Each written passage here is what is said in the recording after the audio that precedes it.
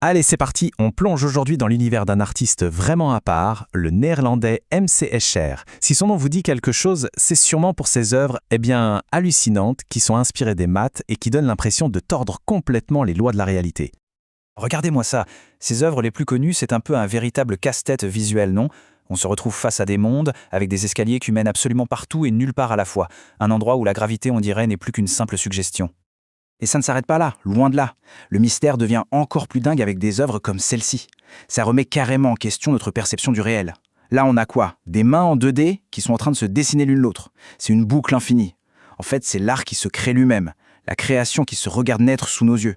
Son obsession pour l'infini, pour le paradoxe, elle est illustrée de manière magistrale ici. Ces personnages y sont littéralement piégés dans une boucle sans fin, à monter et descendre un escalier qui en fait ne commence jamais et ne finit jamais. C'est une architecture qui défie absolument toute forme de logique.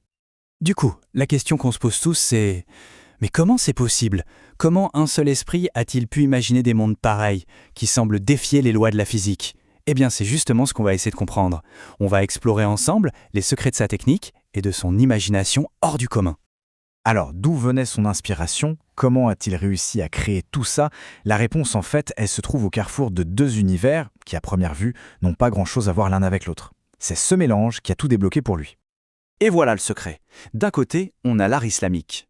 Il le découvre en visitant l'Alhambra en Espagne, et il est fasciné par ces motifs qui se répètent à l'infini, ces designs qui s'entrelacent.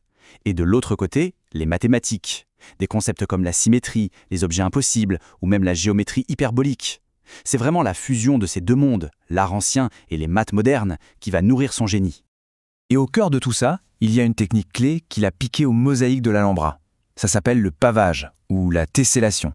L'idée c'est simple, ce sont des formes qui s'emboîtent parfaitement, sans laisser le moindre espace, un peu comme les pièces d'un puzzle infini.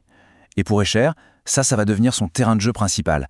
C'est la base qui va lui permettre de transformer des oiseaux en poissons, ou de faire passer le jour à la nuit dans une même image. Mais attention, il n'est pas arrivé à cette maîtrise du jour au lendemain. Son parcours est loin d'être une ligne droite. En fait, on peut vraiment voir sa carrière comme étant coupée en deux périodes très très distinctes avec un changement radical de style et même de sujet. Au tout début, dans les années 20, Escher il est en Italie, en Espagne, et il dessine ce qu'il voit, des paysages assez réalistes. Mais voilà, en 1935, tout bascule. Il doit quitter l'Italie à cause du climat politique sous Mussolini. Et ce départ, c'est un vrai tournant. Ça le force, en quelque sorte, à arrêter de regarder dehors et à commencer à regarder à l'intérieur de sa propre tête. À partir de 1937, c'est le grand changement. Il ne dessine plus le monde qu'il voit, mais le monde qu'il imagine, qu'il pense. Forcément, ce passage à un monde purement imaginaire, ça demande de nouveaux outils, une nouvelle façon de travailler. Alors, concrètement, comment il faisait? Comment il construisait ces chefs-d'œuvre qui semblent se moquer de la logique? Allez, on va décortiquer un peu ces méthodes. Prenons le pavage, par exemple. En fait, le processus est assez simple à comprendre. Étape 1, on part d'une grille toute bête, avec des carrés par exemple. Étape 2, il modifie les bords de la forme. Il enlève un bout d'un côté, il le rajoute de l'autre, et étape 3, comme par magie, la nouvelle forme s'emboîte parfaitement avec elle-même à l'infini. Et c'est comme ça qu'un simple carré peut se transformer en un oiseau, un poisson ou un reptile. En fait, Escher avait une véritable boîte à outils de l'illusion. Dedans, il y avait quoi? D'abord, les objets impossibles, comme le fameux triangle de Penrose. Des trucs qu'on peut dessiner, oui, mais qu'on ne pourra jamais construire dans la vraie vie. Il y avait aussi les perspectives complètement contradictoires, son exploration de l'infini, la métamorphose des formes. C'est vraiment le cocktail de tous ces ingrédients qui rend son travail si unique.